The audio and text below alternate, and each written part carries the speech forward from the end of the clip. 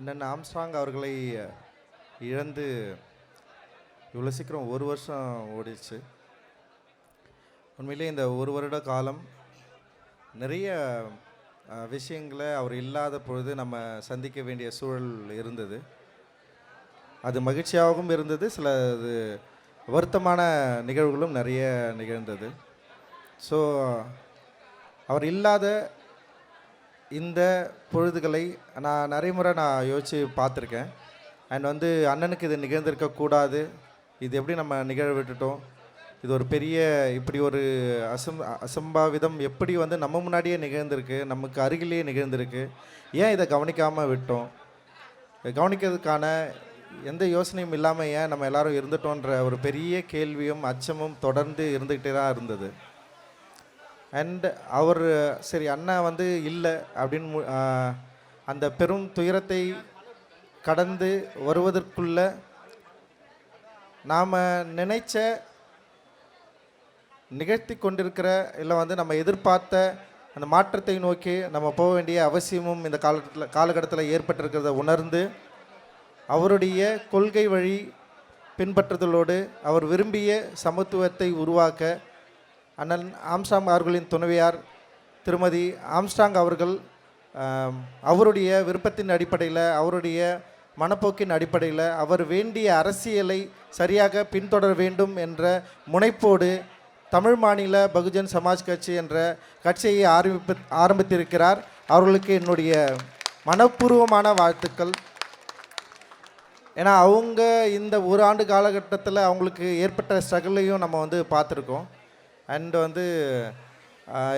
அண்ணனை இழந்ததே பெரிய துயரம். அப்புறம் அவருக்கு இழந்ததுக்கு பிறகு நடந்த அந்த அரசியல் குளறுபடிகள், அரசியல் சிக்கல்கள், அப்புறம் அவருக்கு தனிநபராக நிகழ்ந்த நிறைய விஷயங்களை பெரிய மன உளைச்சலையும் மன வருத்தத்தையும் அவர்களுக்கு கொடுத்துருக்கோம். ஆனால் அதையும் மீறி துணிச்சலாக நான் இதை செய்வேன், செய்து காட்டுவேன், அண்ணன் விரும்பிய வழியில் நான் நின்று காட்டுவேன் என்று உறுதியுடன் அரசியல் களத்திற்கு வந்திருக்கிற திருமதி ஆம்ஸ்ட்ராங் அவர்களுக்கு என்னுடைய மனப்பூர்வமான வாழ்த்துக்களும் ஜெய்பீம் கலந்த வணக்கத்தையும் நான் தெரிவித்துக் கொள்கிறேன். அரசியல் களம்ன்றது அவங்க ரொம்ப கடினமானது. ஏன்னா பாராட்டுகளை விட விமர்சனங்களை பெரிதாக எதிர்கொள்ள வேண்டிய தேவை இருக்குது. கள சூழலில் பல சூழ்ச்சிகளையும் பல பிரச்சனைகளையும் எதிர்கொள்ள வேண்டிய தேவையும் இருக்குது. அத்தகைய துணிச்சலோடு அவர் மிக தைரியமாக களம் காணுவார் அப்படின்னு எனக்கு தோணுது. ஏன்னா அண்ணன் இறந்த பிறகு பகுஜன் சமாஜ் கட்சியில் முக்கிய பொறுப்பு நீங்கள் வகிக்கணும்னு சொல்லிட்டு நானுமே அவங்கக்கிட்ட நான் வேண்டுகோள் வைத்திருந்தேன். ஆனால் அந்த சமயத்தில் அவங்களுக்கு அந்த விருப்பமே இல்லை. பகுஜன் சமாஜ் கட்சியில் ஒரு அமைப்பில் நம்ம வரணும், ஒரு பொறுப்பில் இருக்கணும் அப்படின்ற பெரிய விருப்பம் இல்லை. ஆனால் அண்ணன் இறப்புக்கு பிறகு நிகழ்ந்த விஷயங்கள், அப்புறம் அவர்களுக்கு ஏற்பட்ட அந்த மன உளைச்சல், இது எல்லாம் சேர்ந்து மக்களுக்கு நேரடியாக அண்ணன் அவர்களுடைய உறவு ஒன்று இருக்குல்ல, அந்த உறவை பலப்படுத்துவதற்கான ஒரு தேவையை உணர்ந்து அவர்கள் இந்த கட்சியை ஆரம்பித்திருக்கிறார்கள் என்று நான் முழு மனதாக நம்புகிறேன். அண்ட் இது மிகப்பெரிய வெற்றி அடைய வேண்டும். அண்ணனோடு துணை நின்ற, அண்ணன் விரும்பிய கொள்கையை மக்களுக்கு கொண்டு சேர்த்த நிறைய பேர் இருக்கிறாங்க. நீங்கள் எல்லாரும் அண்ணியோடு சேர்ந்து அவர்கள் விரும்பிய ஒரு மாற்றத்தை, ஒரு அரசியல் பாதையை நீங்களும் அவங்களோடு சேர்ந்து நின்று அவர்களுக்கு கரத்தோடு கரம் வலு சேர்க்க வேண்டும் என்று இந்த நேரத்தில் உங்களோடு நான் விரும்பி கேட்டுக்கொள்கிறேன். அண்டு நிறைய கேள்விகள் இருக்குது. இப்போ அண்ணன் மரணத்துக்கு பிறகான நிறைய கேள்விகள் இன்னும் நமக்கு பதில் கிடைக்கல. உண்மையிலே கைது செய்யப்பட்டவர்கள் தான் உண்மையான குற்றவாளிகள் அப்படின்ற ஒரு பெரிய விசாரணைக்கு உட்பட்டு சில குற்றவாளிகளை கைது செஞ்சுருக்காங்க. இன்னுமே பின்னால் இருக்கிற நிறைய கதைகள் இருக்குது. மக்கள்கிட்ட அது சம்மந்தமான நிறைய டிஸ்கஷனும் இருக்குது. அதோட உண்மைத்தன்மையை இன்னும் தீவிரமாக ஆராய வேண்டிய தேவை இருக்குது அப்படின்னு அந்நியார் திருமதி ஆம்ஸ்ட்ராங் அவர்களே நிறைய டைம் பேசியிருக்காங்க. அதனால் வழக்கு மன்றத்தில் தமிழக அரசு வைத்திருக்கிற வழக்கறிஞர்களோடு நம்ம சைட்லேயும் வழக்கறிஞரை வைக்கணும்னு சொல்லிட்டு அவங்களுடைய நீண்ட நாள் கோரிக்கை. தமிழக அரசு இந்த நேரத்தில் தமிழக அரசுக்கு நான் வேண்டி கேட்டுக்கொள்வது என்னவென்றால், திருமதி ஆம்ஸ்ட்ராங் அவர்கள் விருப்பப்படி தமிழக நியமித்திருக்கிற வழக்கறிஞர்கள் குழுவில் எங்கள் சார்பாக, குறிப்பாக தமிழ் மாநில பகுஜன் சமாஜ் கட்சியின் சார்பாக வழக்கறிஞரை சேர்க்க வேண்டும் அப்படின்ற ஒரு கோரிக்கையை இந்த நேரத்தில் நம்ம வைக்க வேண்டிய தேவை இருக்குது. ஏன்னா வழக்கு இப்போ விசாரணை இப்போ இருக்கிற குற்றவாளிகளை மீறி இதற்கு பின்னால் யார் இருக்கிறாங்க அப்படின்ற ஒரு பெரிய ஒரு என்ன சொல்கிறது ஒரு சூழ்ச்சி இருப்பதை நமக்கு எல்லாருமே தெரியும். அண்ட் வந்து அது வெறும் டிஸ்கஷனாக மட்டும்தான் இருக்குது. அந்த டிஸ்கஷன் உண்மையிலேயே இல்லை, சில கருத்துக்கள் இருக்குது, சில யோசனைகள் இருக்குது, சில பேர் இருக்கலாம் அப்படின்ற ஒரு பேச்சும் இருக்குது. இது எல்லாத்தையும் உட்பட்டு தான் அந்த விசாரணை இருக்கணும் அப்படின்னு நான் நினைக்கிறேன். ஏன்னா காவல்துறை வந்து இப்போ கைது செஞ்சுருக்கிற இப்போ சமீபத்தில் கூட சில பேரை வந்து அரெஸ்ட் பண்ணாங்க. அண்டு இவ்வளோ பேர் இந்த மரணத்தில் வந்து பங்கு பெற்றிருக்கிறார்கள் அப்படின்றப்ப வந்து இது வெறுமனே வந்து முன்விரோத கொலையாக மட்டும் இருப்பதுக்கான வாய்ப்பு இல்லவே இல்லை அப்படின்றத வந்து நம்மளால் உறுதியாக வந்து சொல்ல முடியும். இதற்கு பின்னால் இருக்கிற அந்த அரசியல் சூழ்ச்சியை இப்போ இந்த அரசியல் சூழ்ச்சின்னு சொன்ன உடனே என்ன பண்ணுவாங்கன்னா, திரும்பவும் வந்து இந்த கொலையை வச்சு இவங்க வந்து ஏதோ ட்ராமா பண்ண ட்ரை பண்ணுறாங்க, திரும்பவும் வந்து இதை வந்து ஒரு புல்லாங்காக கொண்டு போயிட்டு வந்து இங்கே இருக்கிற அரசுக்கு எதிராக ஒரு திட்டத்தை வந்து தீட்டுறது எங்களுடைய வேலையாக போயிடுச்சு அப்படின்றது. எங்களுக்கு அது வேலையே கிடையாது. எங்களுடைய விருப்பம், எங்களுடைய கோரிக்கை என்னவென்றால், இதற்கு பின்னால் இருக்கிற உண்மையான குற்றவாளிகளை கண்டுபிடிக்கணும். அந்த உண்மையான குற்றவாளிகள் வந்து நேராக வந்து கத்தியத்து குத்துனாங்களாம் கிடையாது.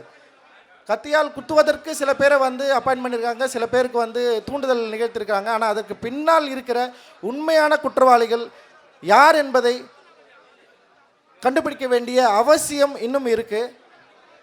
காவல்துறை வந்து இந்த வழக்கு விசாரணை இதோட நிறுத்திடக்கூடாது அப்படின்னு நினைக்கிறோம் நாங்கள்.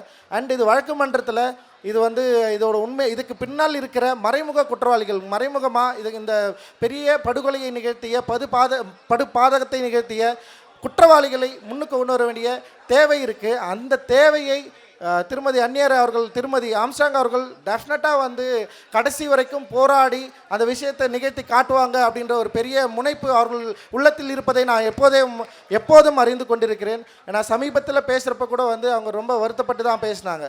ஆனால் இதுக்கப்புறம் வந்து வருத்தப்பட வேண்டிய அவசியமே கிடையாதுன்னு நான் நினைக்கிறேன். அரசியல் களத்தில் வந்தாச்சு, நமக்கு தேவையான விஷயங்களை நாம் தான் முன்னின்று நிகழ்த்த வேண்டிய தேவை இருக்குது. இவங்க இருக்கிறாங்க, இல்லை அவங்க இருக்கிறாங்க, இல்லை அண்ணன் இருக்கிறப்ப நிறைய பேர் இருந்தாங்க, அண்ணன் இருக்கிறப்ப இவ்வளோ பேர் இருந்தாங்க, அண்ணனால் இவ்வளோ பேர் பயன்பெற்றார்கள், அண்ணனால் இவ்வளோ பேர் வந்து வாழ்ந்தாங்க, அவங்களாம் வரல அப்படின்றது இல்லை, அவங்க நம்ம கூட இல்லைன்றது வந்து பிரச்சனையே இல்லை. பாபா சாஹேப் அம்பேத்கர் நம்மோடு இருக்கிறார், அவருடைய கொள்கை வழி பாதை நம்மோடு இருக்கிறது, அவர் வகுத்து தந்த சட்ட பாதை நம்மோடு இருக்கிறது. அந்த சட்ட பாதையின் அடிப்படையில், சட்டத்தின் அடிப்படையில் நம்மளால் டெஃபினட்டாக வந்து இதை நிகழ்த்தி காட்ட முடியும் அப்படின்னு நான் நினைக்கிறேன்.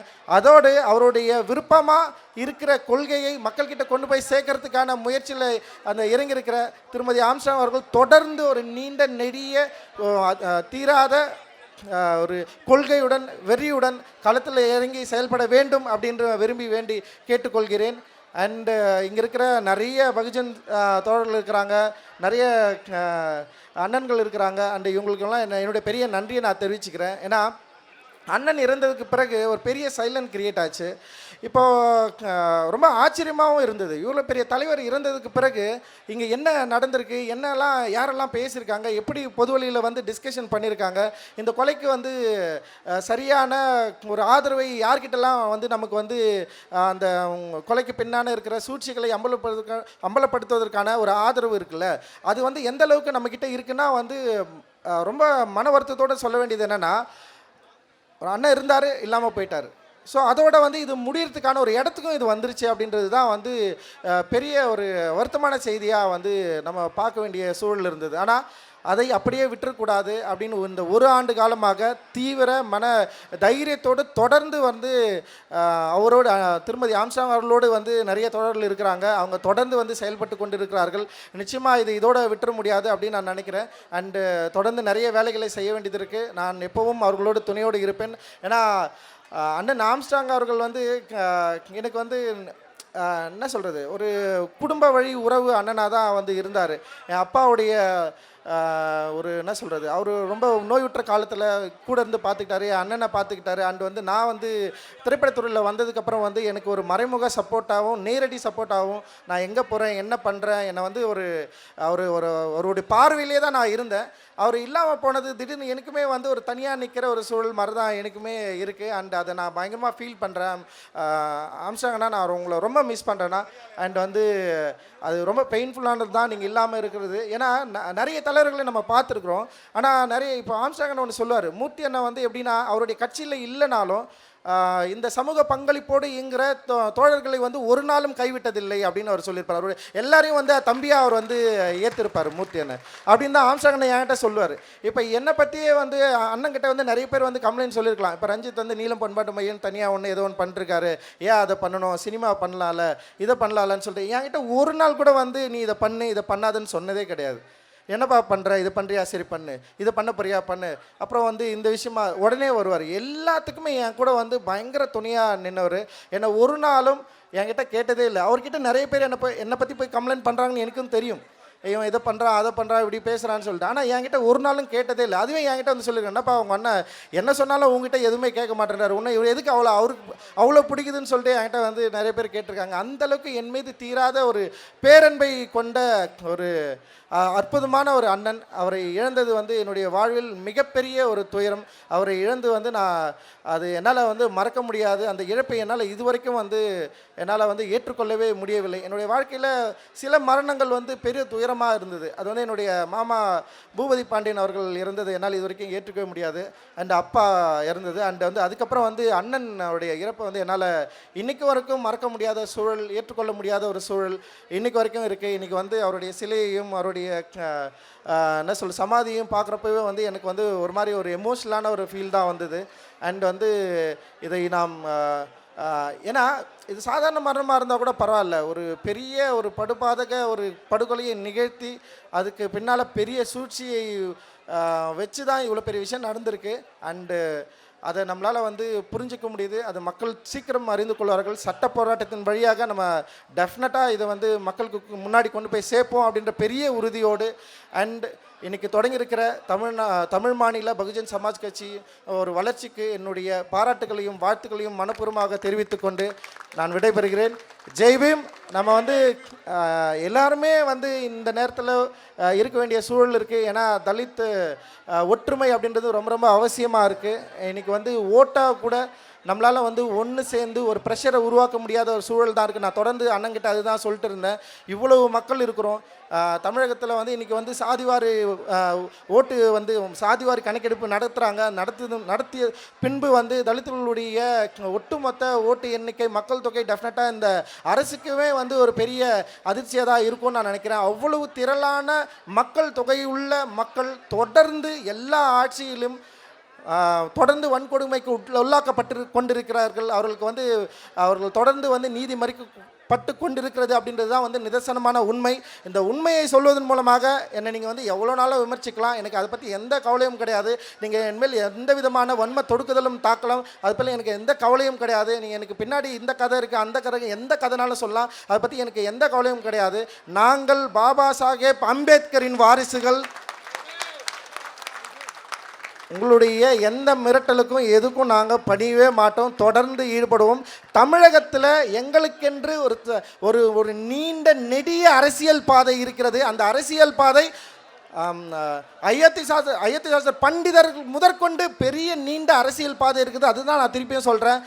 எங்களை நீங்கள் கைப்பற்றினீங்க, வளர்த்து விட்டீங்க, எங்களுக்கு நீங்கள் கல்வி கொடுத்தீங்கன்னா இன்னும் தொடர்ந்து பேசிக்கொண்டு இருக்க முடியாது அப்படின்னு நான் ஆணித்தரமாக சொல்கிறேன். ஸோ எங்களுக்கென்று தமிழகத்தில் ஒரு நீண்ட நெடிய அரசியல் பாதை இருக்குது. அந்த பாதையின் அடிப்படையில் தான் இன்றைக்கு வரைக்கும் நாங்கள் வந்து இயங்கிட்டு இருக்கோம். இன்றைக்கு வரைக்கும் அரசியல் மயப்பட்டிருக்கிறோம். எங்கள் மத்தியில் எந்த மதவாத சூழ்ச்சியும் உள்ளே இறங்காது.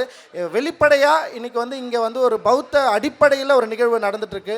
ஸோ இந்த மதவாத சூழ்ச்சிகளுக்கும் இதுக்கு பின்னாடி இருக்கிற அரசியல் காரணங்களுக்கும் இங்கே இருக்கிற அம்பேத்கர்வாதிகள் என்னாலும் வந்து அவங்க வந்து துணை போக மாட்டாங்க, அதுக்கு எதிராக இருப்பாங்க அப்படின்னு சொல்லிட்டு பாபா சாஹேப் அம்பேத்கர் அவருடைய கொள்கையின் அடிப்படையில் நின்று நான் வந்து முழங்குறேன். அண்டு எங்களுடைய நோக்கம் தெளிவாக இருக்குது. நிச்சயமாக சீக்கிரமாக தலித்துகள் அனைவரும் ஒன்று திரள்வோம். ஒரு பெரிய ஒரு உயிர்ப்போடு திரளான ஒரு பெரிய எதிர்ப்பு சக்தியாக இங்கு மாறுவோம். எங்களுடைய விருப்பங்களையும் எங்களுடைய நோக்கங்களையும் கேட்டு பெறுகிற நிலையிலிருந்து நாங்களே எடுத்துக்கொள்கிற நிலை சீக்கிரமாக வரும். அந்த நிலையை உருவாக்குவதற்கான நிறைய அரசியல் கட்சிகள் இங்கே செயல்பட்டு கொண்டிருக்கிறோம். எல்லாரும் ஒன்றிணைந்து செயல்படக்கூடிய சூழல் சீக்கிரமாக வரும். தலித் தலைவர்கள் அனைவரும் ஒன்று சேர்ந்து செயல்பட வேண்டிய தேவையும் இருக்குது. நிச்சயமாக அந்த தேவையை உணர்ந்து எல்லாரும் வந்து ஒன்று சேர வேண்டும் என்று இந்த நேரத்திலே என்னுடைய விருப்பத்தை உங்களிடம் முன்வைத்து விடைபெறுகிறேன். ஜெய் பீம், ஜெய் பீம்.